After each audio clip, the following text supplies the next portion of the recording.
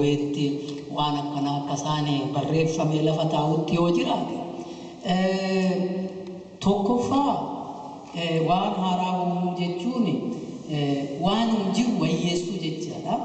Waan jiru wayyeessuunis tokko ta'uu danda'a jechaadha. Kunis meeshaa ta'uu danda'a, tajaajila ta'uu danda'a, kan biraas immoo process yookaan management wannis ta'uu danda'a. Akkaataa ittiin bulchan, akkaataa ittiin hojjetan ta'uu danda'a.